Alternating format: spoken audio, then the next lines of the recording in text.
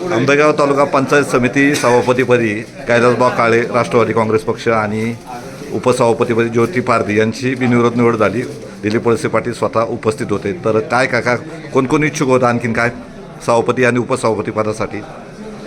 सभापती पदासाठी कैलासभाऊ काळे आणि शिवाजीराव निगुट हे इच्छुक होते. उपसभापती पदासाठी संजयराव पोगळे, संजयराव गवारी आणि ज्योतिताई पारधी या इच्छुक होत्या. परंतु नामदार दिलीपरावजी वळसे पाटील यांच्या आदेशान्वये सर्वांच्या संमतीनं एकमुखानं कैलासभाऊ काळे यांची सभापती पदासाठी आणि ज्योतिताई पारधी यांची उपसभापतीसाठी एकमतानं त्या ठिकाणी निवड झाली. सर्व सदस्यांनी अत्यंत मोकळ्या मनानं या दोन्ही पदांसाठी आपला पाठिंबा त्या ठिकाणी दर्शवला आणि ही निवडणूक बिनविरोध पार पडली. सर्व सदस्यांना विश्वासात किंवा मुलाखती झाल्या होत्या का?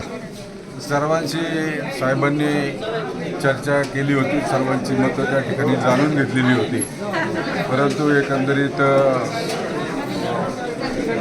विचार करून सर्व परिसराला न्याय देण्याच्या भूमिकेमधून हा निर्णय घेण्यात आलेला आहे. सभापतीपदी कैलासभाऊ काळे यापूर्व काळात हे होते, मग नवोदितांना संधी देण्याचं काही धोरण नव्हतं का? कसं आहे?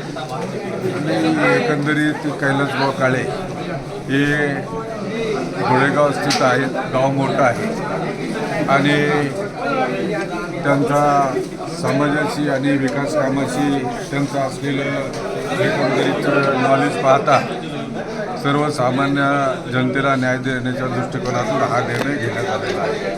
म्हणजे एकंदर सामंजस्याने झाले. पंचायत समितीमध्ये 8 सदस्य राष्ट्रवादीचे, हो, तर बहुमत आहे आणि सर्वांना विश्वासात घेऊन ही निवड केल्याचं तुम्ही सांगितलं. मग याबाबत कोणाची नाराजी किंवा काय असं काय वाटलं कुठं काय? नाही, अशी काही नाराजी वगैरे काही नाही आहे. सर्वांनी त्या ठिकाणी एकमुखानं ही निवड केलेली आहे. चालेल, ओके.